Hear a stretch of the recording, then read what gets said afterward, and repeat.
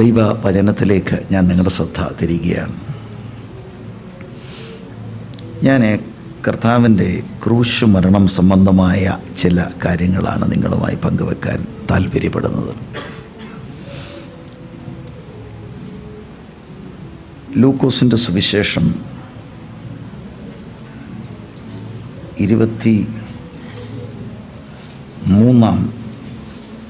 അധ്യായം, ലൂക്കോസ് 23:34 വാക്യം.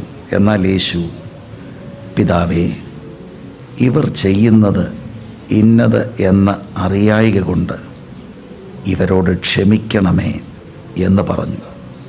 അനന്തരം അവർ അവൻ്റെ വസ്ത്രം വിഭാഗിച്ചു, ചീട്ടിട്ടു.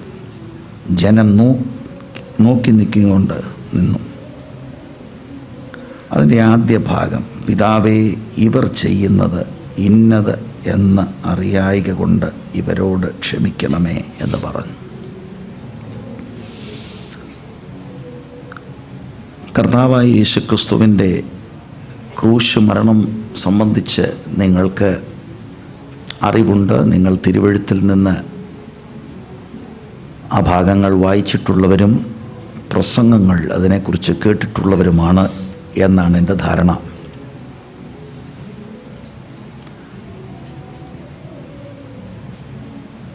വളരെ പീഡിപ്പിക്കപ്പെട്ടവനായി,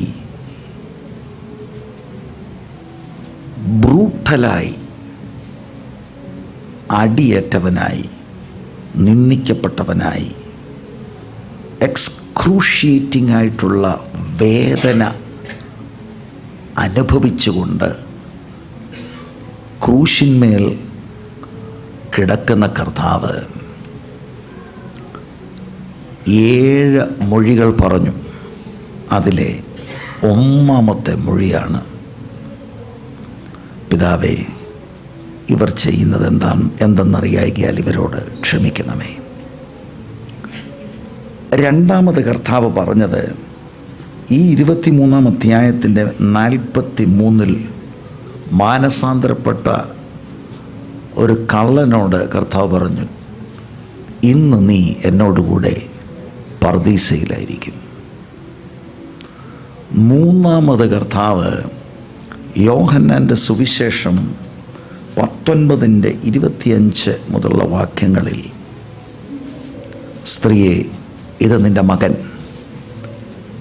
യോഹന്നാനോട് പറയുന്നു, ഇത് നിൻ്റെ അമ്മ. 4-ാമത് മത്തായി 27:45-46 വാക്യങ്ങളിൽ, എല്ലോയി എല്ലോയി ലമ്മ സബക്താനി, എൻ്റെ ദൈവമേ, എൻ്റെ ദൈവമേ, നീ എന്നെ കൈവിട്ടതെന്ത്.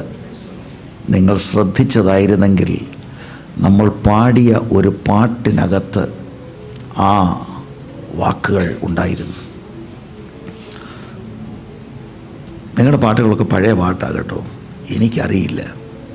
പക്ഷെ ഞാൻ നോക്കി അതിൻ്റെ അർത്ഥമൊക്കെ എനിക്ക് വാസ് റിയലി സോ ഹാപ്പി. ഇതൊന്ന് പഠിച്ചാൽ കൊള്ളാമെന്നൊക്കെ എൻ്റെ ഉള്ളിൽ ആഗ്രഹം വന്നു. എനിക്ക് പരിചയമില്ലാത്തതുകൊണ്ട് പലതും പാടിയില്ല. എങ്കിലും ഞാനതൊക്കെ സ്ക്രീനിൽ നോക്കി അല്പമായിട്ടൊന്ന് ഫോളോ ചെയ്യുവാനായി ശ്രമിച്ചു. കർത്താവിൻ്റെ ക്രൂശുമരണത്തെ ഓർമ്മപ്പെടുത്തുന്ന പല പാട്ടുകൾ നമ്മൾ പാടിയതിലെ ഒന്നാണ് ഈ വാക്കുകൾ ഉദ്ധരിച്ചുകൊണ്ട് പാട്ടുകാരൻ എഴുതിയത്. നമ്മൾ ഒരുമിച്ച് പാടി. 5-ാമത് യോഹന്നാൻ 19:28, എനിക്ക് ദാഹിക്കുന്നു. 6-ാമത് അതേ 19-ാം അധ്യായത്തിൻ്റെ 30-ാം വാക്യത്തിൽ, നിവൃത്തിയായി, ഇറ്റ് ഈസ് ഫിനിഷ്ഡ്. 7-ാമത് ലൂക്കോസ് 23 നമ്മൾ വായിച്ച അധ്യായത്തിൻ്റെ 46-ാം വാക്യത്തിൽ, father, into your hands I commit my spirit. പിതാവേ, തൃക്കരങ്ങളിൽ ഞാൻ എൻ്റെ ആത്മാവിനെ ഭരമേൽപ്പിക്കുന്നു. ഇങ്ങനെ പ്രധാനപ്പെട്ട 7 മൊഴികൾ. തകർക്കപ്പെട്ടവനായി കിടക്കുമ്പോൾ കർത്താവ് വളരെ സ്ട്രെങ്ത് എടുത്തുകൊണ്ട് പറയുന്നതായിട്ടാണ് നമുക്ക് കാണുവാൻ കഴിയുന്നത്. കർത്താവിൻ്റെ ക്രൂശ് മരണം നമ്മൾ ധ്യാനിക്കുമ്പോഴേ ജീസസിനെ ഇതൊന്നും സർപ്രൈസ് ചെയ്തില്ല കേട്ടോ. മത്തായിയുടെ സുവിശേഷത്തിലേക്ക് വരുമ്പോഴേ അതിൻ്റെ 20-ാം അധ്യായത്തിൽ 17-ാം വാക്യം, യേശു യെരുശലേമിലേക്ക് യാത്ര ചെയ്യുമ്പോൾ 12 ശിഷ്യന്മാരെയും വേറിട്ട് കൂട്ടിക്കൊണ്ട് വഴിയിൽ വെച്ച് അവരോട് പറഞ്ഞത്, നാം യെരുശലേമിലേക്ക് പോകുന്നുവല്ലോ, അവിടെ മനുഷ്യപുത്രൻ മഹാപുരോഹിതന്മാർക്ക് ശാസ്ത്രിമാർക്കും ഏൽപ്പിക്കപ്പെടും. അവർ അവന് മരണശിക്ഷ കൽപ്പിച്ച് പരിഹസിക്കുവാനും തല്ലുവാനും ക്രൂശിക്കുവാനും അവനെ ജാതികൾക്ക് ഏൽപ്പിക്കും. എന്നാൽ 3-ാം നാൾ അവൻ ഉയർത്തെഴുന്നേൽക്കും. അപ്പോൾ ജീസസിന് ഇതൊന്നും സർപ്രൈസ് അല്ലായിരുന്നു. ഇൻഫാക്റ്റ് ജീസസിൻ്റെ ഹോൾ ഇൻകാർണേറ്റഡ് ലൈഫ് നമ്മൾ ശ്രദ്ധിച്ചാൽ, Jesus was so tuned to his heavenly Father's desire and will. ഓരോ ഘട്ടങ്ങളിലും നടക്കുന്നതിനെക്കുറിച്ചുള്ള ശരിക്കുള്ള ബോധ്യം കർത്താവിനുണ്ടായിരുന്നു. Jesus was full of the Holy Spirit. അങ്ങനെയാണ് ഒരു ചിന്ത ഞാൻ നിങ്ങളോട് ചോദിക്കട്ടെ, നമ്മുടെ ജീവിതത്തിലും നമ്മൾ അനുഭവിക്കേണ്ടതും കാര്യങ്ങളെക്കുറിച്ചൊക്കെ ഒരു മുൻ അറിവുള്ളത് നല്ലതാണ്.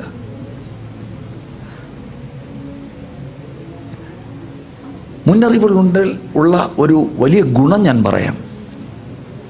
ക്രൂശിതനായ ക്രിസ്തു ക്രൂശിൽ കിടക്കുന്ന സമയത്ത് ലോകം അത് നോക്കുമ്പോൾ വാട്ട് എ ഡിസാസ്റ്റർ. ഭൂതത്തെ പുറത്താക്കി, രോഗികളെ സൗഖ്യമാക്കി, ദൈവരാജ്യം പ്രസംഗിച്ച്, ലുക്കരം ഒത്തിരി പേര് പരിഹസിച്ചു. നീ ദൈവത്തിൻ്റെ പുത്രനല്ലേ, ഇറങ്ങി വാ, ഞങ്ങൾ വിശ്വസിക്കാം. കളിയാക്കുക, പരിഹസിക്കുക, നിന്ദിക്കുക. മാനസാന്തരപ്പെട്ട കള്ളൻ ഉൾപ്പെടെ 2 കള്ളന്മാരും ആദ്യം പരിഹസിച്ചതാണ്. പക്ഷെ ജീസസിന് വിഷയമല്ല. Because he nose he is doing his fathers will. He is in the centre of his fathers will. ആ അറിവ് നമുക്കുണ്ടെങ്കിൽ തിന്മയെന്ന് ലോകത്തിന് തോന്നുന്നത് പലതും നമ്മുടെയും ജീവിതത്തിൽ അനുഭവിക്കാൻ ദൈവം ചിലപ്പോൾ അനുവദിച്ചു എന്ന് വരാം. There are sufferings according to the will of God.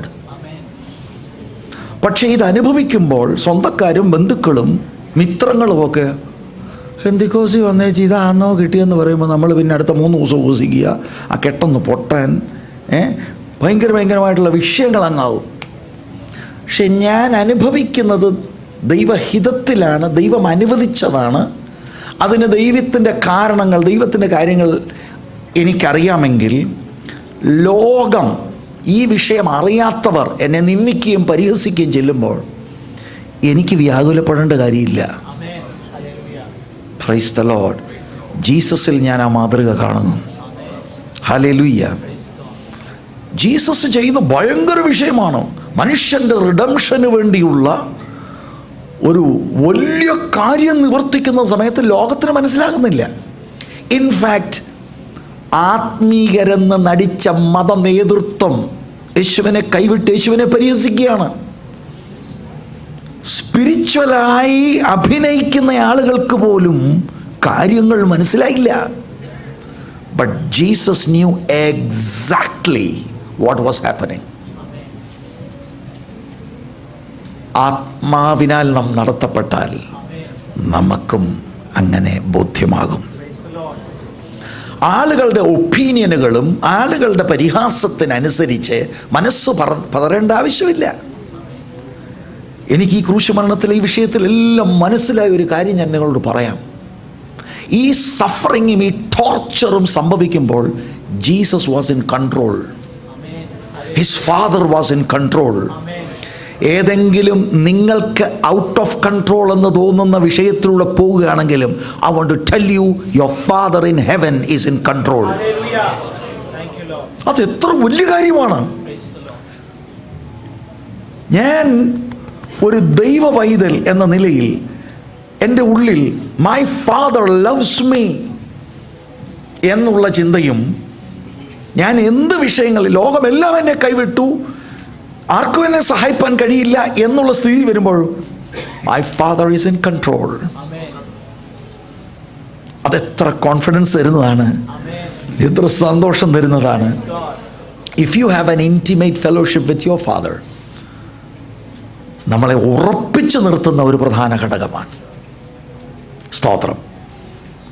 കർത്താവിൻ്റെ ക്രൂശുമരണത്തെക്കുറിച്ച് ചിന്തിക്കുമ്പോൾ, പ്രത്യേകിച്ച് ജോണിൽ നമ്മളത് പഠിക്കുമ്പോൾ ജോൺ 18-19, ഇതുപോലെ തന്നെ മത്തായിയുടെ സുവിശേഷം എല്ലാ ഓൾ ദ 4 ഗോസ്പൽസ് 26-27, മർക്കോസ് 14-15, ലൂക്കോസ് 22-23, ഈ അധ്യായങ്ങളെല്ലാം കൂടെ ചേർത്തെങ്കിലേ നമുക്ക് റിയൽ പിക്ചർ കിട്ടത്തുള്ളൂ. എങ്കിലും ക്രൂശുമരണം ഒരു 5-8 മിനിറ്റ് കൊണ്ട് ഞാനൊന്ന് സൂചിപ്പിച്ചിട്ട് ഈ സ്റ്റേറ്റ്മെൻറ്റിലേക്ക് ഒന്ന് വരാനാണ് താല്പര്യപ്പെടുന്നത്. സ്തോത്രം. ക്രൂശിനെ ധ്യാനിക്കണം. ഇവിടെ പല പുള്ളികളുമൊക്കെ ക്രൂശിക്കപ്പെട്ട ക്രിസ്തു പരാജിതനാണെന്നൊക്കെ അടിച്ചിറക്കിയ സ്റ്റേറ്റ്മെൻറ്റുകളൊക്കെ ഞാൻ അതിശയിക്കുകയാണ്, അന്തം വിടുകയാണ്. എന്തും മനസ്സിലായിട്ടാണ് ഇങ്ങനെയൊക്കെ പറയുന്നതെന്ന്. Price the Lord. ഹല്ലേലൂയ. കർത്താവായ യേശു ക്രിസ്തു, ഞാൻ മുമ്പേ വായിച്ചു, എല്ലാം അറിഞ്ഞിട്ടാണ് ജെറുസലേമിലേക്ക് പോകുന്നത്. കർത്താവ് ഏറ്റവും അവസാനം ഒരുപാട് ദൂതുകൾ ശിഷ്യന്മാരോട് പറഞ്ഞു. അന്ത്യ അത്താഴത്തിന് അവരൊരുമിച്ചിരുന്നു. യോഹന്നാൻ്റെ സുവിശേഷം 13-ാം അധ്യായത്തിൻ്റെ 1 മുതൽ 11 വരെയുള്ള വാക്യങ്ങളിൽ കർത്താവ് ഈ ശിഷ്യന്മാരുടെ കാല് അവസാനം കഴുകിയിട്ട് ആ കാല് കഴുകുന്നതിൻ്റെ അന്തർലീനമായി കിടക്കുന്ന അർത്ഥം 12 മുതലുള്ള വാക്യങ്ങളിൽ എക്സ്പ്ലെയിൻ ചെയ്തു. അവരോട് പറഞ്ഞു, നിങ്ങളും തമ്മിൽ കാല് കഴുകണം. നിങ്ങളിൽ ആരും വലിയവനില്ല. എന്നിട്ട് കർത്താവ് പ്രെഡിക്റ്റ് ചെയ്തു, നിങ്ങളിൽ ഒരുവൻ എന്നെ ഒറ്റിക്കൊടുക്കും. അവർക്കാർക്കും അന്ന് വരെ അറിയത്തില്ല ജൂഡസാണ് ഇത് ചെയ്യാൻ പോകുന്നതെന്ന്. Jesus always new. യോഹന്നാൻ 6 പറയുന്നുണ്ട്, നിങ്ങളിൽ ഒരുവൻ പിശാചാണെന്ന്. Jesus always new. പക്ഷേ കർത്താവ് അത് വെളിപ്പെടുത്തുന്നത് അവിടെയാണ്. അതും വ്യക്തിപരമായ അവൻ്റെ പേരെടുത്തൊന്നും പറഞ്ഞില്ല. മാറോട് ചേർന്നിരുന്ന യോഹന്നാൻ ചോദിച്ചു അതാരാണെന്ന്. അതിന് ചോദിക്കാൻ കാരണം പത്രോസ് ആംഗ്യം കാണിച്ചു കർത്താവിനോട് ചോദിക്കാൻ ഇതാരാണെന്ന്. കർത്താവ് പറഞ്ഞു, എൻ്റെ കൂടെ ഈ താലത്തിൽ ഈ മുക്കുന്നവനാണ് എന്ന് പറഞ്ഞു. എന്നിട്ട് ജൂദസിനോട് പറഞ്ഞു, നിനക്ക് ചെയ്യാനുള്ളത് വേഗത്തിൽ പോയി ചെയ്യാൻ. ജൂഡസ് അങ്ങനെ ഇറങ്ങിപ്പോയി കഴിഞ്ഞ് യോഹന്നാൻ 13:31 മുതൽ 14 അവസാന വാക്യം വരെ ഒരു ഡിസ്കോഴ്സ് അവർക്ക് കൊടുക്കുകയാണ്, ഒരു ടീച്ചിങ്. അതിൽ തുടങ്ങിയത് കർത്താവ്, ഞാൻ നിങ്ങളെ വിട്ടു പോവുകയാണ് എന്ന് പറഞ്ഞാണ്. അവരുടെ ഹൃദയം വളരെ വേദനിക്കാൻ തുടങ്ങി. വേദനിക്കുന്ന സമയത്ത് കർത്താവ് കുറേ വാഗ്ദത്തങ്ങൾ അവരോടങ്ങ് പറഞ്ഞു. ബൈ ദ വേ, വാഗ്ദത്തങ്ങളൊന്നും നമ്മൾ ഈ വാഗ്ദത്തം എന്ന് പറയുന്ന നിലയിലുള്ളതല്ല. നമ്മുടെ വാഗ്ദത്തം എന്താ? അടുത്ത വർഷം വണ്ടി മേടിക്കുന്നതും പിള്ളേരെ കെട്ടിക്കുന്നതും ഇങ്ങനെ കുറേ ചില്ലറ ഇടപാടുകളാണ്. കർത്താവ് പറഞ്ഞത് മുഴുവനും ആത്മീക വാഗ്ദത്തങ്ങളാണ്. എന്നിട്ട് വരിക, നമുക്ക് പോകാമെന്ന് പറഞ്ഞ് അപ്പർ റൂം വിട്ട് ഗെത്സമനയിലേക്ക് പോകുകയാണ്. 15-16 അധ്യായങ്ങൾ യോഹന്നാനിൽ ഗെത്സമനയിലേക്ക് പോകുന്ന വഴിക്ക് കർത്താവ് അടുത്ത ഒരു മെസ്സേജ് കൊടുക്കുകയാണ്. ആ മെസ്സേജിൻ്റെ കണ്ടൻറ്റ് നിങ്ങൾ ശ്രദ്ധിച്ചാൽ, യേശുവും ശിഷ്യനും തമ്മിലുള്ള ബന്ധത്തെക്കുറിച്ചും ശിഷ്യന്മാർ തമ്മിലുള്ള ബന്ധത്തെക്കുറിച്ചും ശിഷ്യന്മാർ ലോകവുമായിട്ടുള്ള ബന്ധത്തെക്കുറിച്ചും ഒക്കെ പറഞ്ഞിട്ട് 16-ാം അധ്യായത്തിൽ പിന്നെയും അവരെ ധൈര്യപ്പെടുത്തുന്നു. 17-ാം അധ്യായത്തിൽ യേശുവിൻ്റെ മഹാപുരോഹിത പ്രാർത്ഥനയാണ്. ആദ്യം തനിക്ക് വേണ്ടി പ്രാർത്ഥിച്ചു, പിന്നെ അവർക്ക് വേണ്ടി പ്രാർത്ഥിച്ചു, പിന്നെ അവരുടെ മെസ്സേജ് കേട്ട് വിശ്വാസത്തിൽ വരേണ്ട എല്ലാവർക്കും വേണ്ടി പ്രാർത്ഥിച്ചു. എന്ന് പറഞ്ഞാൽ ഇവിടെ ഇരിക്കുന്ന നമുക്ക് വേണ്ടിയും ആ മഹാപുരോഹിത പ്രാർത്ഥനയിൽ കർത്താവ് പ്രാർത്ഥിച്ചു. ഇനി ശ്രദ്ധിക്കണം, യോഹന്നാൻ 18 വരുമ്പോൾ 1 മുതൽ 10 വരെയുള്ള വാക്യങ്ങളിൽ ഗെത്സമന തോട്ടത്തിൽ, നിങ്ങൾക്കറിയാം, സമവീക്ഷണ സുവിശേഷങ്ങളിലൂടെ പഠിക്കുമ്പോൾ കർത്താവ് പ്രാർത്ഥിച്ചു, പിതാവേ കഴിയുമെങ്കിൽ ഈ പാനപാത്രം എന്നിൽ നിന്ന് മാറ്റണം, എങ്കിലും എൻ്റെ ഇഷ്ടം നടക്കരുത്, അവിടുത്തെ ഹിതം നടക്കണം. ക്രൂശ് മരണത്തിന് വേണ്ടി കർത്താവ് ഏൽപ്പിച്ചു കൊടുക്കുകയായിരുന്നു. തൻ്റെ ജീവനെ ഏൽപ്പിച്ചു കൊടുക്കുകയാണ്. യോഹന്നാൻ 10 അത് കർത്താവ് വളരെ വ്യക്തമായി പറയുന്നുണ്ട്. ആർക്കും കർത്താവിൻ്റെ ജീവനല്ല, അത് എടുക്കാൻ ഒക്കത്തില്ല. He was giving himself up. Judas ഒരു വലിയ സംഘം പടയാളികളും പോലീസും എല്ലാമായിട്ട് കടന്നു വരുമ്പോൾ, നിങ്ങൾ ആരെയാണ് തിരയുന്നത്? നസ്രായനായ യേശുവിനെ. അത് ഞാൻ തന്നെയാണ്. ഒറ്റ വാക്കിൻ്റെ മുൻപിൽ ഐ ആം എന്നുള്ള ആ ഡിവൈൻ നെയിം കർത്താവ് എടുത്തപ്പോൾ യൂദാസ് ഉൾപ്പെടെ, പുരോഹിതൻ ഉൾപ്പെടെ, പടയാളി ഉൾപ്പെടെ എല്ലാം കൂടെ താഴെ കിടന്നു. യേശുവിന് വേണേൽ കൂളായിട്ടങ്ങ് പോകാം. ജീസസ് അവിടെ നിന്നു, തന്നെത്താൻ ഏൽപ്പിച്ചു കൊടുത്തു. യേശുവിനെ കെട്ടിയവർ കെട്ടിയിട്ട് ആദ്യം കൊണ്ടുവന്ന് ഹന്നാവിൻ്റെ മുൻപിലാണ്. ഹന്നാവിനെ മഹാപുരോഹിതൻ എന്നാണ് പറഞ്ഞിരിക്കുന്നത്. പക്ഷേ ആണ്ടിലെ മഹാപുരോഹിതൻ അദ്ദേഹമല്ല, അദ്ദേഹത്തിൻ്റെ മരുമകനാണ്, കയ്യഫാവാണ്. നേരത്തെ ഹന്നാവാണ് മഹാപുരോഹിതനായിട്ട് ഇരുന്നിട്ടുള്ളത്. അദ്ദേഹത്തിന് ഭയങ്കര സ്വാധീനമുള്ളത് കൊണ്ടും യേശുവിനോടൊരല്പം പക ഇദ്ദേഹത്തിനുണ്ട്. അതെന്താണെന്ന് ചോദിച്ചാൽ, യോഹന്നാൻ്റെ സുവിശേഷം 2-ാം അധ്യായത്തിലേക്ക് വരുമ്പോൾ ആലയത്തിൽ കർത്താവ് കയറി ശുദ്ധീകരിച്ചു. സമവീക്ഷണ സുവിശേഷത്തിൽ അവസാനമാണത് നടന്നത്. വേദപണ്ഡിതന്മാരുടെ അഭിപ്രായത്തിൽ 2 തവണ ശുദ്ധീകരണം നടന്നു. ഈ ആലയത്തിൽ ഒത്തിരി ഇടപാടുകൾ നടപ്പുണ്ട്. ആരാധനയ്ക്ക് വരുന്നവർ ആരാധന ഉണ്ടെങ്കിലും ഈ ഔട്ടർ കോർട്ടിൽ ഒത്തിരി ബിസിനസ് നടക്കുന്നുണ്ട്. ചാട്ട ഉണ്ടാക്കി ഇവരെയൊക്കെ പുറത്താക്കി മഹാപുരോഹിതനായി ചമയുന്ന ഹന്നാവിൻ്റെ ബിസിനസ്സിലാണ് കർത്താവ് തൊട്ടത്. കാരണം ഈ നടത്തുന്ന സകല ഇടപാടുകൾക്കും ലീഡർക്ക് കമ്മീഷനുള്ളതാണ്. അപ്പോൾ ഒന്ന് നോക്കിയിരിക്കുകയാണ് ഒരവസരം. സ്തോത്രം. ഹന്നാവിൻ്റെ കോടതിയിലാണ് യേശുവിനെ ആദ്യം കൊണ്ടുവരുന്നത്. യഹൂദ മത കോടതിയിൽ 3 കോടതികളാണ് കർത്താവിനെ കൊണ്ടുവരുന്നത്. ഫസ്റ്റ് ഹന്നാവിൻ്റെ അടുക്കൽ. ഹന്നാവ് ഒത്തിരി ചോദ്യങ്ങളൊക്കെ ചോദിച്ചു. അതിനൊന്നും പ്രത്യേകിച്ചൊന്നും കർത്താവിനെ ഒന്ന് കൊടുക്കാനൊക്കെ ശ്രമിച്ചൊന്നും പ്രത്യേകിച്ച് അതൊന്നും കിട്ടിയില്ല. പിന്നെ അവിടെ നടന്നൊരു സംഭവം, ഹന്നാവിൻ്റെ ചേവകരിൽ ഒരാൾ യേശുവിൻ്റെ കന്നത്തടിക്കുന്നുണ്ട്. വളരെ കാമായിട്ട് യേശു ചോദിച്ചു, ഞാൻ പറഞ്ഞത് സത്യമാണെങ്കിൽ why are you slapping me, why are you beating me? മറുപടി ഒന്നും കിട്ടിയില്ല. നീതി കർത്താവിന് എങ്ങും കിട്ടിയില്ല. യേശു സ്റ്റേറ്റ്മെൻറ്റ് പറയുന്ന ഫാദർ ഫോർഗിവ് ദം. നിങ്ങൾ ആ വാക്യം ഒന്ന് വായിക്കണം. Let me explain to you. ലൂക്കോസ് 23 അതിൻ്റെ 34 വാക്യമല്ലേ? ഒന്ന് നോക്കിക്കേ, ഒന്ന് വായിച്ചേ അത്.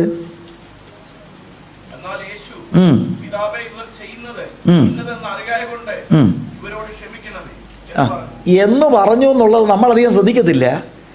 മൂലഭാഷയിൽ ആ പറഞ്ഞു, ആ സ്റ്റേറ്റ്മെൻറ്റ് പറഞ്ഞു എന്നുള്ളത് വാസ്തവത്തിൽ അത് എഴുതിയിരിക്കുന്ന ഇംപെർഫെക്റ്റ് ടെൻസിലാണ്.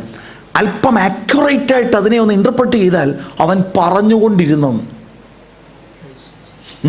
നമ്മളിത് ഒറ്റ സ്റ്റേറ്റ്മെൻ്റ് ആയിട്ട്, Father forgive them for they do not know what they are doing. He kept on saying forgive them, Father forgive them. ആരോട്? ഈ കന്നത്തടിച്ചവനോട് ഫാദർ ഫോർഗിവ് ദം. ഈ ഹന്നാവ് കൊണ്ട് അനീതിയായിട്ട് Father forgive him. Praise the Lord. ഹന്നാവ് എന്നിട്ട് മരുമകൻ കയ്യാഫാവിൻ്റെ അടുക്കൽ കൊണ്ടുവരുന്നു. കെട്ടപ്പെട്ടവനായി നിൽക്കുകയാണ്. കയ്യാഫാവിൻ്റെ അവിടെ നടന്നത് മത്തായിൽ നമുക്ക് കാണുവാൻ കഴിയും. കളിയാക്കുന്നു, നിന്ദിക്കുന്നു, പരിഹസിക്കുന്നു, ഉപദ്രവിക്കുന്നു. ഇത് സകലം നടന്നു. Father forgive dum. They don't know what they are doing. വചനം അറിയാമെന്നവർക്ക് ധാരണയുണ്ട്. They really don't know what they are doing. Father, forgive them. I'm telling you something. ഞങ്ങളുടെ ചർച്ചിൽ ഒത്തിരി വചനമുണ്ട് ഉള്ള ചർച്ച. നിങ്ങളുടെ ചർച്ചിൽ ഒത്തിരി വചനമുണ്ട്. In love I will tell you something. The danger is, ക്രിസ്തുവിനെ ഇതിനകത്ത് നമുക്ക് ലഭിച്ചില്ലെങ്കിൽ you will become number 1 Farisi. മനസ്സിലായോ? ഒരു ദിവസം എൻ്റെ അകത്ത് ആത്മാവ് തീ കത്തിച്ച് ഞങ്ങളുടെ ചർച്ചിൽ പറഞ്ഞു, നിങ്ങൾ വചനമുണ്ടെന്നും പറഞ്ഞ് പൊങ്ങച്ചം പറഞ്ഞ ആളുകൾ അവരെ കേൾപ്പിക്കുക, ഇവരെ കേൾപ്പിക്കുക, ഇവരെ കേടാ. നിനക്കാടാ ഈ വചനം, നീയാണ് ഗുണപ്പെടേണ്ടത്. അല്ലാതെ അവരെയും കേൾപ്പിക്കുക, ഇവരെയും കേൾപ്പിക്കുക, അങ്ങോട്ടും കേൾപ്പിക്കുക. വചനം പറയുന്നത് നിനക്ക് വേണ്ടിയാ. Praise the Lord. കയ്യാഫാവിനും ഹന്നാവിനും എല്ലാം ഇന്റർപ്രിട്ടേഷനോ. തലമുടി നാലിട്ട് അവർ കീറി കൈ തരും. ദൈവത്തിന്റെ പുത്രൻ നിന്നപ്പോൾ ധന്യവന്യവും. പത്രോസിന്റെ പ്രസംഗത്തിൽ പറയാം, you did this in your ignorance. They have the word but they don't have revelation. നമ്മുടെ ജീവിതത്തിൽ ഇത് പറ്റാതെ സൂക്ഷിച്ചോണം. Hallelujah, praise the Lord. കയ്യാഫാവിന്റെ അവിടെ രാത്രിയിലാണ് വിസ്താരം നടക്കുന്നത്. അത് ഇല്ലീഗലാണ്. Father forgive them. ശരിക്കും ഒരു കുറ്റവാളിയെ ആ കാലഘട്ടത്തിൽ വിസ്തരിക്കണമെങ്കിൽ രാവിലെ വിസ്തരിക്കാൻ പാടുള്ളൂ. രാത്രിയിലാണ് കർത്താവിനെ വിസ്തരിക്കുന്നത്. ഇല്ലീഗലാണ്. പക്ഷേ കർത്താവിനെ കട്ടപ്പെട്ടവനായി നിർത്തി അവർ വിസ്തരിച്ചു. അവരൊത്തിരി ഉപദ്രവിച്ചു. He didn't say anything. നിങ്ങൾ അമേസിംഗ് ആയിട്ട് എനിക്ക് തോന്നി കേട്ടോ. മത്തായിയുടെ സുവിശേഷം പെട്ടെന്ന് എടുത്താട്ടെ, അത് നിങ്ങളെ ഒന്ന് കാണിക്കാൻ എനിക്കൊരു പ്രേരണ. മത്തായിയുടെ സുവിശേഷം 26:57 മുതലുള്ള വാക്യങ്ങളിലാണ് കയ്യാഫാവിൻ്റെ മുൻപിൽ കർത്താവ് നിൽക്കുന്നത്. അതിലെ 62-ാം വാക്യം, മഹാപുരോഹിതൻ എഴുന്നേറ്റ് അവനോട്, നീ ഒരു ഉത്തരവും പറയുന്നില്ലയോ? കള്ളസാക്ഷികളെ കൊണ്ടുവന്ന് കള്ളം മുഴുവനും നിരത്തുമ്പോഴും Jesus kept quiet. Father, forgive them. ഈ ക്രിസ്തുവിനെ ആണോ നമ്മുടെ ഉള്ളിൽ സ്വീകരിച്ചിരിക്കുന്നെങ്കിൽ കമ്പനിയിൽ കള്ളം നിനക്കെതിരെ പറയുമ്പോൾ quiet. My father is in control. Praise the Lord. പറയാൻ നിയോഗമുള്ളപ്പോൾ മാത്രം പറയും, അല്ലെങ്കിൽ he doesn't speak. മഹാപുരോഹിതൻ എഴുന്നേറ്റ് ചോദിക്കുക, എന്നിട്ട് ഇവർ നിന്റെ നേരെ സാക്ഷ്യം പറയുന്നത് എന്ത് എന്ന് ചോദിച്ചു. 63-ൽ യേശുവോ മിണ്ടാതെയിരുന്നു. അമേസിങ്. രാത്രിയിലായി നടക്കുന്നത്. എന്നിട്ട് ഇവർ ചെയ്ത വലിയ പരിപാടി കേൾക്കണോ? 3-ാമത്തെ കോടതി സെനദ്രി സംഘം മുഴുവനും പുലർച്ചയ്ക്ക് പിന്നെയും കൂടി. അതെന്തിനാ? ഓൾറെഡി ഇവർ ഡിസൈഡ് ചെയ്തിരിക്കുകയാണ് കർത്താവിനെ കൊല്ലണം. We don't want this person. പക്ഷേ രാത്രിയിലെ പരിപാടികളെല്ലാം നടക്കുന്നത് ലീഗലല്ല. ലീഗലാക്കാൻ വേണ്ടി അതിരാവിലെ കൂടിയിട്ട് പ്രഖ്യാപിച്ചു ഹി മസ്റ്റ് ഡൈ. അതിൻ്റെ കാരണം അവരുന്നയിക്കുന്നത് അവൻ ദൈവത്തിൻ്റെ പുത്രനാണ് എന്ന് പറയുന്നു. He claims to be divine. That's blaspheming. Praise the Lord. സ്തോത്രം. ഫാദർ ഫോർഗിവ് ഹിം എന്ന സെനദ്രി സംഘം. എന്നിട്ട് കേൾക്കണേ, എന്നെ വളരെ ചിന്തിപ്പിച്ചിട്ടുള്ള ഒരു സംഭവം. യോഹന്നാൻ്റെ സുവിശേഷം 18:28 മുതലുള്ള വാക്യങ്ങൾ നിങ്ങൾ പരിശോധിച്ചാൽ, പുലർച്ചയ്ക്ക് അവർ യേശുവിനെ കയ്യാഫാവിൻ്റെ അടുക്കൽ നിന്ന് ആസ്ഥാനത്തിലേക്ക് കൊണ്ടുപോയി തങ്ങൾ അശുദ്ധമാകാതെ പെസഹ കഴിക്കുവാൻ തക്കവണ്ണം ആസ്ഥാനത്തിൽ കടന്നില്ല. ഞാൻ ആന്തം വിട്ടുപോയി. പെസഹ ആചരിക്കണം. അതുകൊണ്ട് ജാതിക മനുഷ്യനായ പീലാത്തോസ് താമസിക്കുന്ന ആസ്ഥാനത്തിൽ കയറാതെ റിയൽ ദൈവത്തിൻ്റെ പെസഹ കുഞ്ഞാടിനെ അകത്തോട്ട് കയറ്റി. പക്ഷേ നമുക്ക് കയറരുത്, കാരണം നമ്മൾ ബൈബിൾ അനുസരിച്ച് നമ്മൾ അശുദ്ധരാകും കേട്ടോ. ആരെയാ കയറ്റിയിരിക്കുന്നത്? ആരെയാ നിന്നിച്ച് കൊണ്ടുവന്നിരിക്കുന്നത്? ഇതാ വെളിപ്പാടില്ലെങ്കിലുള്ള കുഴപ്പം. അവരും വചനമനുസരിച്ചാണ് ഈ ചെയ്യുന്നത്. പക്ഷെ ഇതാരെയാണ് ഈ കൈകാര്യം ചെയ്യുന്നത്? അവർ അത് നിമിത്തം അശുദ്ധമാകുന്നു എന്ന് അവർക്ക് മനസ്സിലാകുന്നില്ല. അവർക്ക് മതപരമായ കുറെ ചടങ്ങുകളാണ് വിഷയം. എന്നിട്ട് ഇവർ ഓൾറെഡി തീരുമാനമെടുത്തിരിക്കുകയാണ് കർത്താവിനെ കൊല്ലണം. നിങ്ങൾ നോക്ക്, ദൈവത്തിൻ്റെ കരം. ഈ 18-ാം അധ്യായത്തിൻ്റെ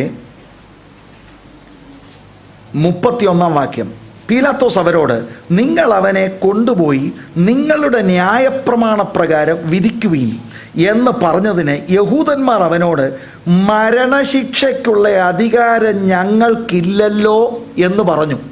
അടുത്ത വാക്യം കൂടെ, യേശു താൻ മരിക്കുവാനുള്ള മരണവിധം സൂചിപ്പിച്ച വാക്കിന് ഇതിനാൽ നിവൃത്തി വന്നു. അപ്പോൾ കർത്താവ് പ്രവചിച്ച കാര്യങ്ങൾ നിവൃത്തിയാകേണ്ടതിന് രാജ്യത്തിലൊരു നിയമം തന്നെയുണ്ട്. ക്യാപിറ്റൽ പണിഷ്മെന്റ് യഹൂദന് കൊടുക്കാൻ ഒക്കത്തില്ലെന്നും, അവർക്ക് ക്യാപിറ്റൽ പണിഷ്മെന്റ് കൊടുക്കാമായിരുന്നെങ്കിൽ കല്ലെറിഞ്ഞ് കർത്താവിനെ കൊന്നേനെ. പക്ഷേ നിയമം അനുവദിക്കുന്നില്ല. അതുകൊണ്ടാണ് ആസ്ഥാനത്തിൽ റോമൻ ഗവർണർ, അവരെ ഭരിക്കുന്ന റോമക്കാരാണ്, റോമൻ ഗവർണറിന്റെ അടുക്കൽ ആസ്ഥാനത്തിൽ കൊണ്ടുവന്നിരിക്കുക. ഞങ്ങൾ വിധിച്ചു കൊല്ലണം, അതുകൊണ്ട് ഇനി നീ വിധിക്കണം. അതെന്തിനാണെന്നാണ് എഴുത്തുകാരൻ എഴുതിയിരിക്കുന്നത്. അതാണ് 30-ാമത്തെ വാക്യത്തിൽ നമ്മൾ വായിച്ചത്. 31-ന്റെ മരണശിക്ഷയ്ക്കുള്ള അധികാരം ഞങ്ങൾക്കില്ലല്ലോ എന്ന് പറഞ്ഞു. യേശു താൻ മരിക്കുവാനുള്ള മരണവിധം സൂചിപ്പിച്ച വാക്കിനിതിനാൽ നിവൃത്തി വന്നു. എന്താ കർത്താവ് പറഞ്ഞത്? മനുഷ്യപുത്രൻ ഉയർത്തപ്പെടണം. റോമാക്കാരാണ് ക്രൂശ് മരണം കൊടുക്കുന്നത്. അവരുടെ രീതിയാണ് ഈ ക്യാപിറ്റൽ പണിഷ്മെന്റ് രീതിയാണ് ക്രൂസിഫിക്ഷൻ. ഇവര് യഹൂദന്മാർ ചെയ്യുന്നത് കല്ലെറിഞ്ഞാണ് കൊല്ലുന്നത്. ഈവൻ ആ ഡീറ്റെയിൽ പോലും ഗോഡ് ഈസ് ഇൻ കൺട്രോൾ. കണ്ടോ? God is in control. Jesus is in control. ഏത് വിധത്തിലാണ് മരിക്കേണ്ടതെന്ന് തിരുവെഴുത്തുകൾ നിവൃത്തിയാകേണ്ടതിനാണ് he was brought to Pilate. Hallelujah. Praise the Lord. പീലാത്തോസിന്റെ മുൻപിലും പീലാത്തോസിന് അവസാനം മനസ്സിലായി ഇതെങ്ങനെങ്കിലും കേസ് കയ്യിൽ നിന്ന് ഒഴിക്കുക നല്ലതെന്ന്. ഒരുപാട് പ്രശ്നങ്ങൾ അദ്ദേഹത്തിന് ഉണ്ടാകുന്നുണ്ട്. പീലാത്തോസ് പരമാവധി ശ്രമിച്ചു. ഇടയ്ക്ക് ഹേരോദാവിൻ്റെ അടുക്കലേക്ക് അയച്ചു. ഹേരോദാവ് കർത്താവിനെ കുറച്ച് കളിയാക്കിയിട്ട് മടക്കി പീലാത്തോസിൻ്റെ അടുക്കൽ അയച്ചു. എന്നിട്ട് നിങ്ങൾ ശ്രദ്ധിക്കണം, അതൊക്കെ ഞാൻ വേഗത്തിലങ്ങ് പോവുകയാണ്. പീലാത്തോസിൻ്റെ അടുത്ത് 2-ാം തവണ കർത്താവ് വന്നു കഴിഞ്ഞിട്ടും അതിൻ്റെ 9-ാം വാക്യം 10-ാം വാക്യം 19-ാം അധ്യായത്തിൽ പിന്നെയും ആസ്ഥാനത്തിൽ ചെന്ന് നീ എവിടെ നിന്ന് ആകുന്നു എന്ന് യേശുവിനോട് ചോദിച്ചു. 10-ാം വാക്യം, യേശു ഉത്തരം പറഞ്ഞില്ല. Many times he was silent. ഉടനെ ഇദ്ദേഹം പറയുന്നത്, പീലാത്തോസ് അവനോട്, നീ എന്നോട് സംസാരിക്കുന്നില്ലയോ? എനിക്ക് നിന്നെ ക്രൂശിക്കുവാൻ അധികാരമുണ്ടെന്നും നിന്നെ വിട്ടയക്കുവാൻ അധികാരമുണ്ടെന്നും നീ അറിയുന്നില്ലയോ എന്ന് ചോദിച്ചതിന് അന്നേരം യേശു സംസാരിച്ചു. യേശു അവനോട്, മേലിൽ നിന്ന് നിനക്ക് കിട്ടിയിട്ടില്ല എങ്കിൽ എൻ്റെ മേൽ നിനക്ക് ഒരധികാരവും ഉണ്ടാകില്ലായിരുന്നു. അതുകൊണ്ട് എന്നെ നിൻ്റെ പക്കൽ ഏൽപ്പിച്ചവന് അധികം പാപമുണ്ട് എന്ന് ഉത്തരം പറഞ്ഞു. എൻ്റെ അർത്ഥം എന്താ? എൻ്റെ പിതാവ് അനുവദിക്കാതെ you can do nothing to me. God is in control. Praise the Lord. പിതാവേ, ഇവർ ചെയ്യുന്നത് എന്തെന്നറിയായികയാൽ ഇവരോട് ക്ഷമിക്കണമേ. ആരോട്? ഹന്നാവിനോട് ക്ഷമിക്കണമേ, കയ്യാഫാവിനോട് ക്ഷമിക്കണമേ, പീലാത്തോസിനോട് ക്ഷമിക്കണമേ, ക്രൂരരായ പടയാളികളോട് ക്ഷമിക്കണമേ. They really don't know what they are doing. Father, forgive them. Amen. Praise the Lord. Hallelujah. നിങ്ങളൊരു കാര്യം മനസ്സിലാക്കണം.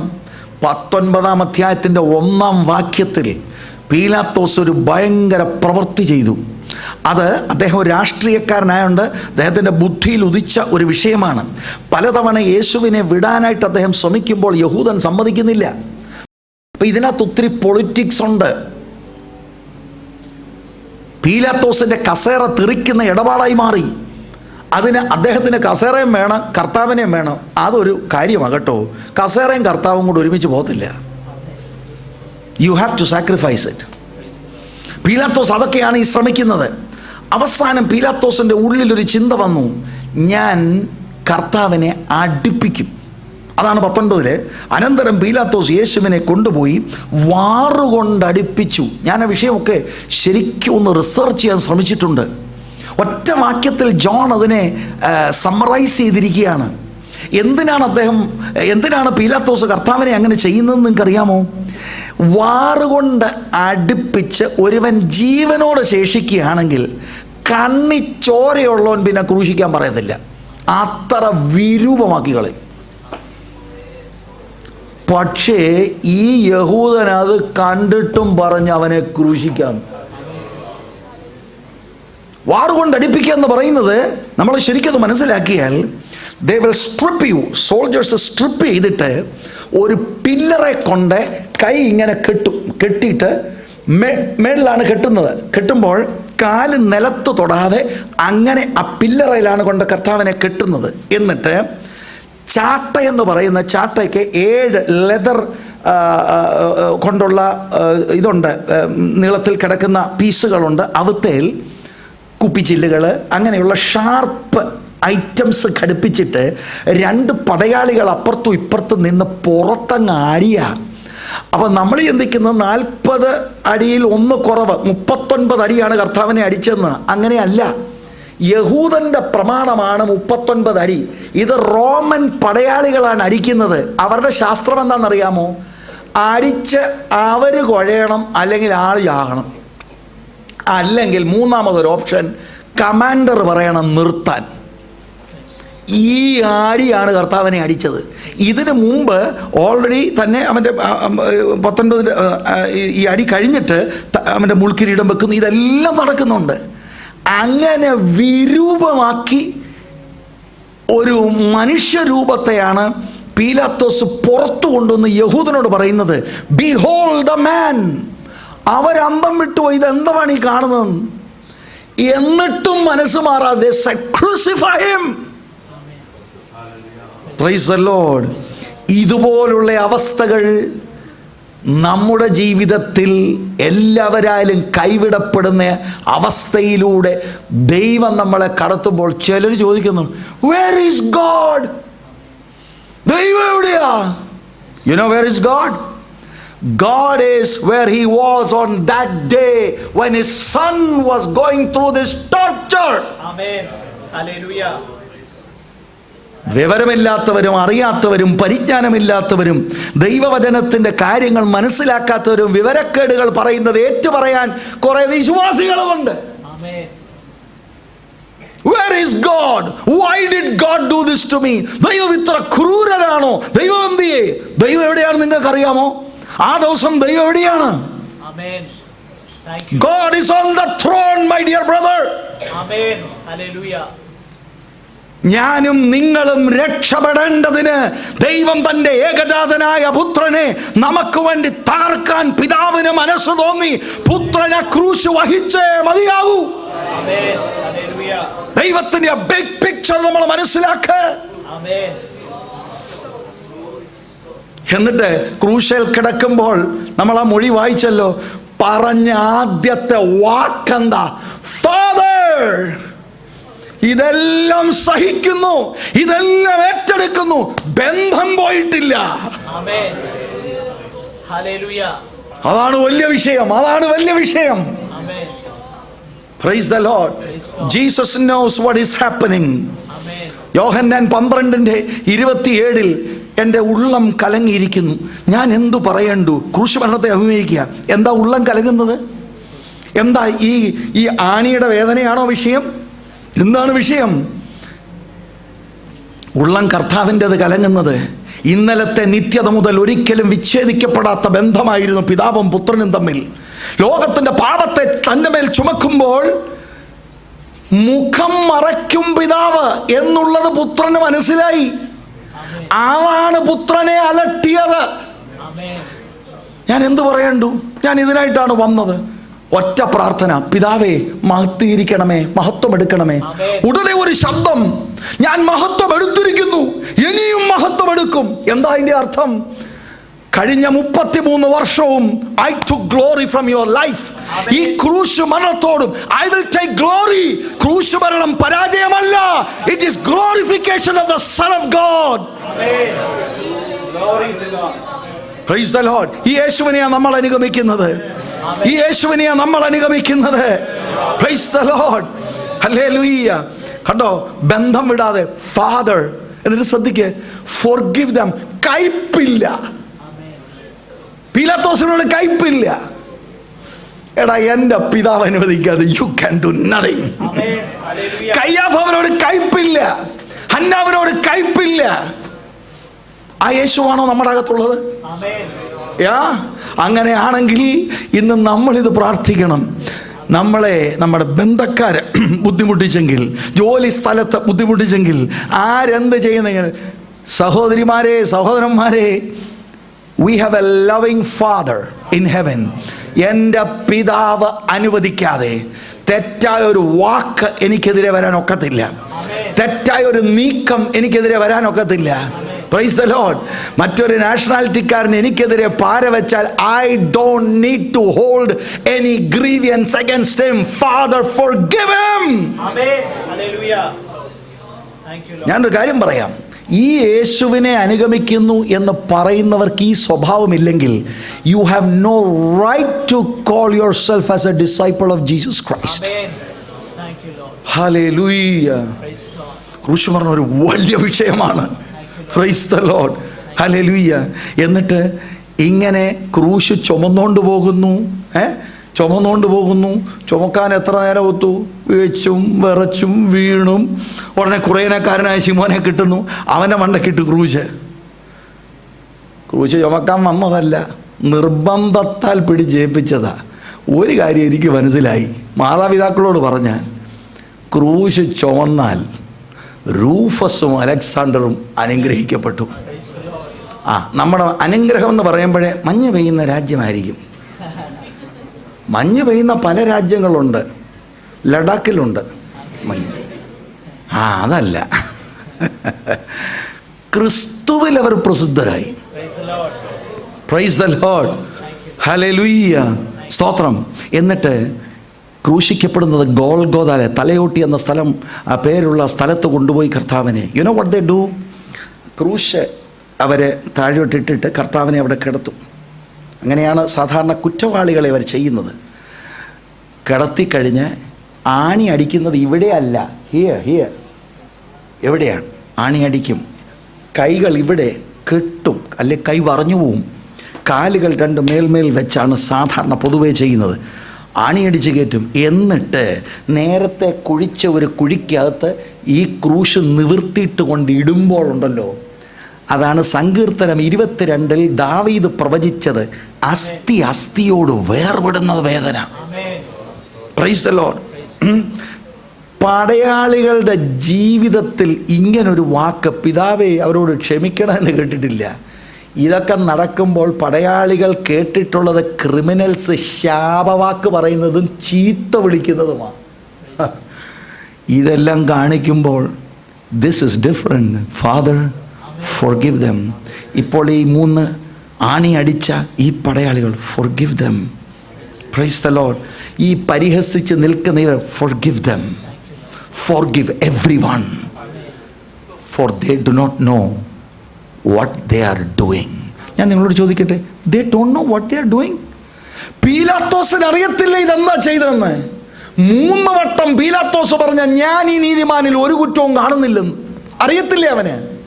കയ്യാഫാവിന് അറിയത്തില്ലേ ഇത് ജലസി നിമിത്തമാണ് കർത്താവിനെ പിടിച്ചുകെട്ടി ഈ കൊണ്ടുപോകുന്നത്, ഈ നീക്കമെല്ലാമെന്ന്? പടയാളികൾക്കറിയത്തില്ലേ ഇവനിൽ ഒരു കുറ്റവും ഇല്ലെന്നുള്ളത്? എന്താ കർത്താവ് അർത്ഥമാക്കുന്നത്? ഇവരൊരു നീചപ്രവൃത്തിയാ ചെയ്യുന്നതെന്ന് ഇവർക്കറിയാം. പക്ഷെ ഇവർക്ക് മറഞ്ഞിരുന്ന ഒരു കാര്യമുണ്ട്. ഇവർ ഈ ചെയ്യുന്നത് ദൈവത്തിൻ്റെ പുത്രനോടാണ്, ഇവർ ഈ ചെയ്യുന്നത് ഇവരുടെ മശിയായോടാണ്. അതവർക്കറിയത്തില്ലായിരുന്നു. They don't know what they are doing. They really don't know what they are doing. ഞാനൊരു പേഴ്സണൽ ആപ്ലിക്കേഷൻ ഇവിടെ നടത്തട്ടെ. നിങ്ങളൊരു വിലപ്പെട്ട ദൈവ പൈതലാണ്. യേശുവിൻ്റെ രക്തത്തിൻ്റെ വിലയാ നിങ്ങളെന്ന് അവിശ്വാസിക്ക് അറിയത്തില്ല. ആകയാൽ അവരോട് ക്ഷമിക്ക. ചത്താലും ഞാൻ ക്ഷമിക്കത്തില്ല. ഇല്ലല്ലേ? യേശു പോകുന്നിടത്തോട്ട് പോത്തുമില്ല.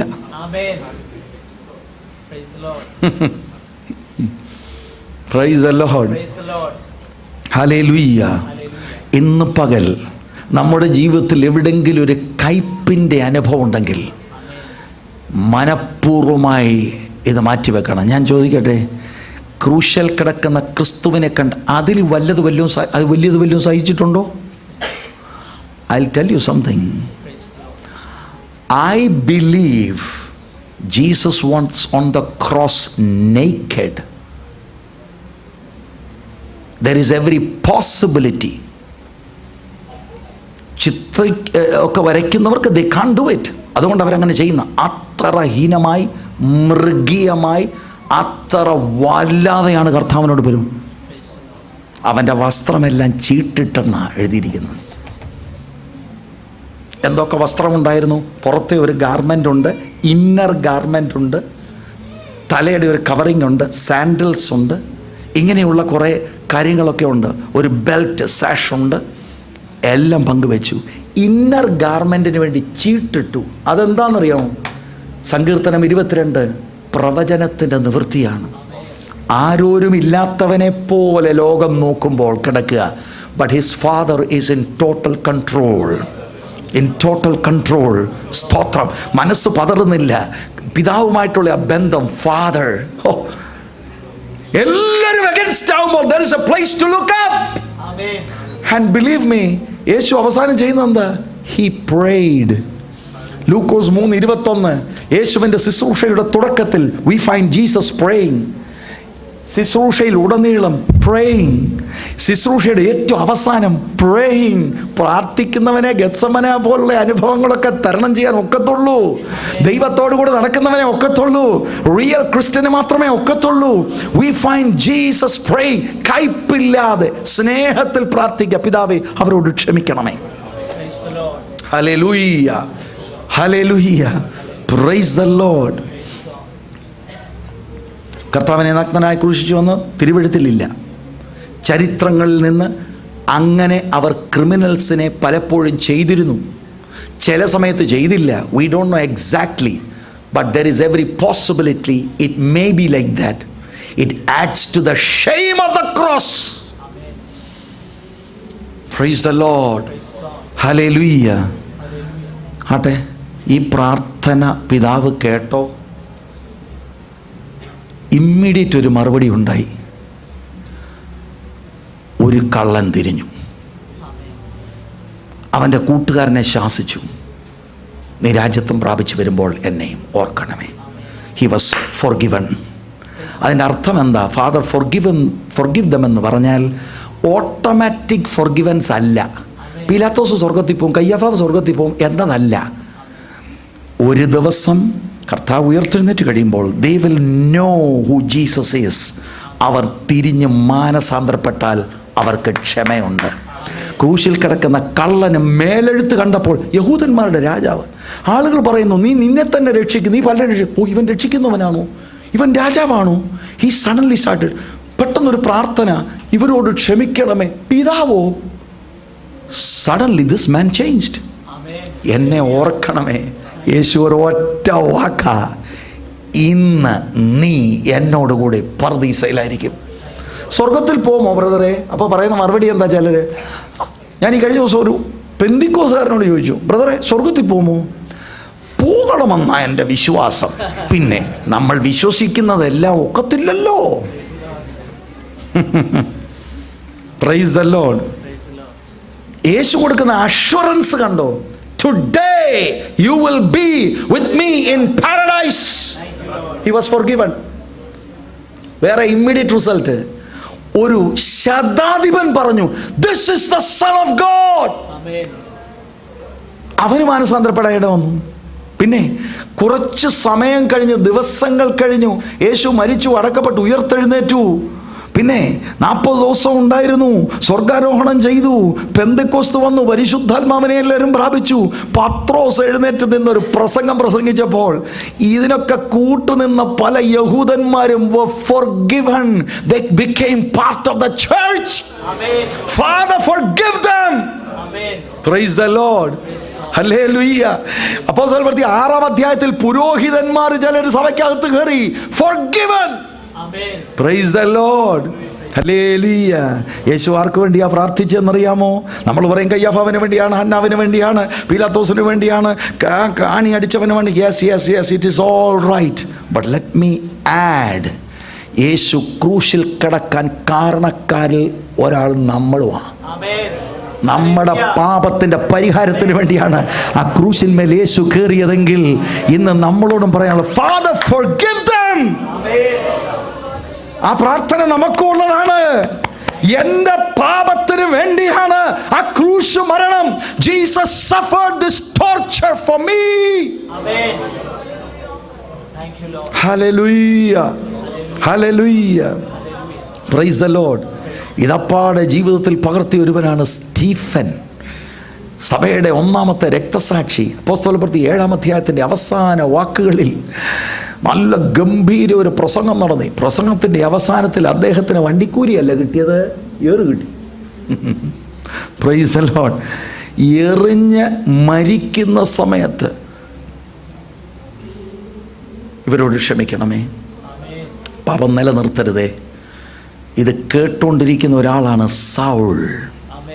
Later on he became, മാനസാന്തരപ്പെട്ടു.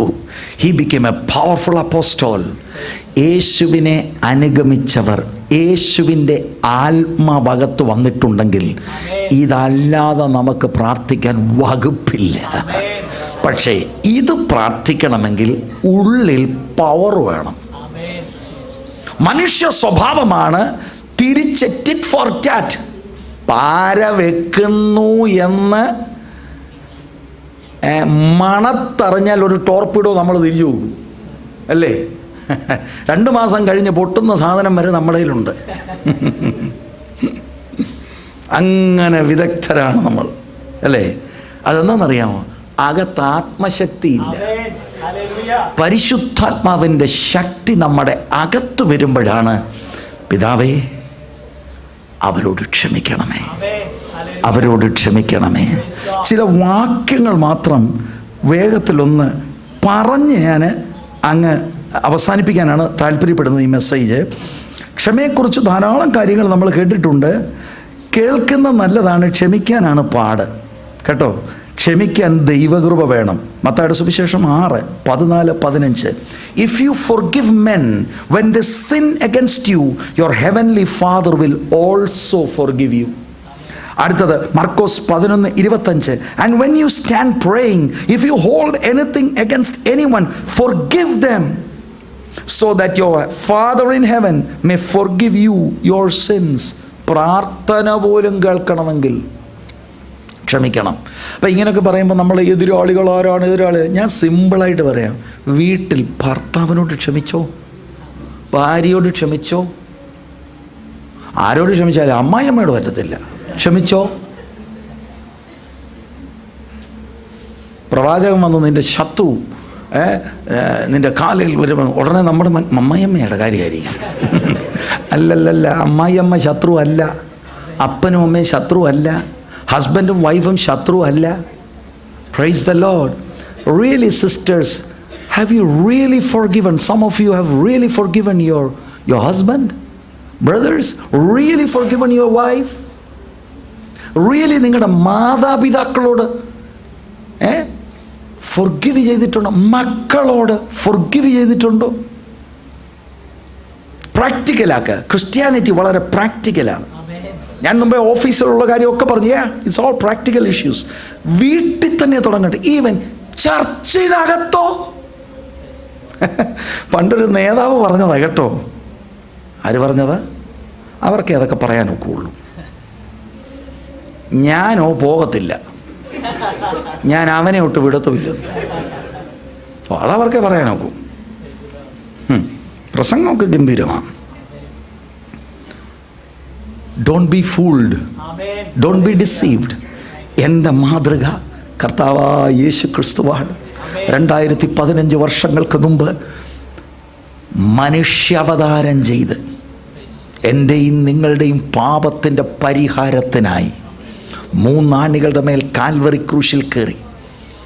ആ കാൽവറി ക്രൂശിൽ കിടക്കുമ്പോൾ പറഞ്ഞ 7 പ്രധാനപ്പെട്ട മൊഴികളിലൊന്ന്, father forgive them, for they don't know what they are doing. Praise the Lord. ഒരു വാക്യം വായിച്ചോളൂ, മറ്റേതൊക്കെ ഞാൻ പറഞ്ഞു വിട്ടല്ലോ. എഫേസ്യ ലേഖനം 4-ാം അധ്യായം 31-32 വാക്യം.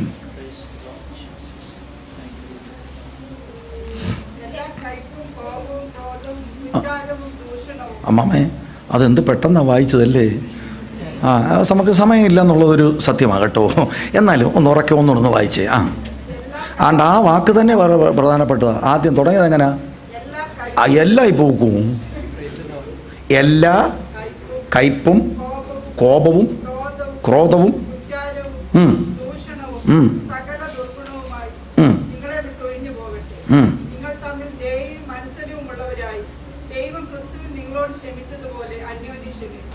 വല്ല വകുപ്പുണ്ടോ ക്ഷമിക്കാതിരിക്കാൻ? ദൈവം ക്രിസ്തുവിൽ നിങ്ങളോട് ക്ഷമിച്ചതുപോലെ അന്യോന്യം ചർച്ചിനകത്ത് ഇതുണ്ടെങ്കിലുണ്ടല്ലോ, there will be unity. എന്താണ് ഇന്ന് ചർച്ചിൻ്റെ പരാജയം? ഡിനോമിനേഷണൽ സെറ്റപ്പ് ആകട്ടെ, പ്രാദേശിക സഭകളുടെ പ്രധാന വിഷയം ഇതാണ്: ഈ യേശുവിനെ ആളുകൾക്കറിയില്ല. അപ്പം നമ്മുടെ വാദം എന്താണെന്നറിയാമോ? ബ്രദറെ, ഞാൻ അങ്ങനെതാണെന്നും കൊടുക്കത്തില്ല, ഇവനൊക്കെ തലയിൽ കൂടെ കിടന്ന് നിരങ്ങും. ബ്രദറെ, ഞാനാണ് കറക്റ്റ്. ബ്രദറല്ലേ നോക്കിയേ, നീതി ആരുടെ പെണ്ണ്? നീതി അച്ചാണ്. യേശുവിൻ്റെ നീതി കിട്ടിയില്ല ബ്രദറെ. ഈ 6 കോടതികൾ മാറി മാറി വിസ്തരിച്ച് റോമൻ ഗവർണർ പറയുകയാണ് ഇവനിൽ ഒരു കുറ്റവും ഇല്ല. പിന്നെന്തിനാ ഇവനെ ക്രൂശിക്കുന്നത്? അതൊന്നും എനിക്കറിയത്തില്ല. കുറ്റവും ഇല്ല. റോമൻ ഗവർണറിനറിയത്തില്ല. അവൻ്റെ കയ്യിൽ നിന്ന് പിടിപോയി. അവൻ ആഗ്രഹമുണ്ട് പിടിവിക്കണമെന്ന്.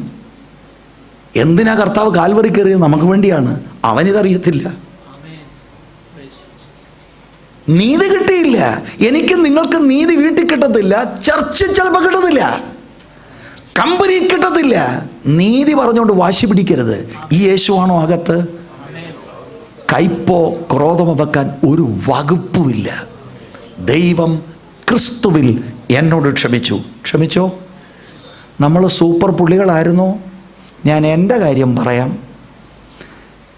ന്യായമായി എനിക്ക് കിട്ടേണ്ടത് നരകമാണ്. എ ബി ഉപദേശിക്ക് ന്യായമായി കിട്ടേണ്ടത് നരകമാണ്. കൃപയാൽ ഞാൻ രക്ഷപ്പെട്ടു. ഞാൻ ചെയ്തതും ചിന്തിച്ചതും പ്രവർത്തിച്ചതും സകലതും വൈപ്ഡ് അവേ. പിന്നെ എനിക്ക് സഭയിലെ ഒരാളിനോട് ക്ഷമിക്കാനാണ് പാട്. Price the Lord. കർത്താവ് പറഞ്ഞ പാരബിൾ ഒന്ന് ഓർത്തോണം കേട്ടോ. ഭയങ്കര കടമാണ് ഇളച്ച് കിട്ടിയത്. ഞാൻ അങ്ങോട്ട് ചെല്ലുമ്പോൾ എൻ്റെ ഒരു സഹോദരൻ്റെ വിഷയം കയറി കൊങ്ങാക്കി പിടിച്ച് നിൽക്കുക. കടാ പൈസ. എന്താ തമ്പുരാൻ പറഞ്ഞത്? മനഃപൂർവ്വമായി സഹോദരനോട് ക്ഷമിക്കാത്തവന് ഇങ്ങനെ സംഭവിക്കും. എങ്ങനെ? അവനെ പിടിച്ച് ജയിലിൽ കൊണ്ടടച്ചു. എല്ലാ പൈസയും വെക്കാൻ പറഞ്ഞു. Price the Lord. എന്നിട്ട് 5-ാം അധ്യായത്തിൻ്റെ 1-ാം വാക്യം എഫേസ്യ ലേഖനം, ആകയാൽ പ്രിയ മക്കൾ എന്ന പോലെ ദൈവത്തെ പ്രിയ മക്കളെന്നുള്ള നമുക്കിഷ്ടമല്ലേ? ഞാൻ പ്രിയ മക്കൾ. Price the Lord. ഹല്ലേലൂയ. പ്രിയ മക്കൾ എന്നതുപോലെ ദൈവത്തെ എന്ത് പറഞ്ഞിട്ടാണെന്നറിയോ? ഈ ക്ഷമയുടെ വിഷയം പറഞ്ഞിട്ട്. Continuing that. Price the Lord.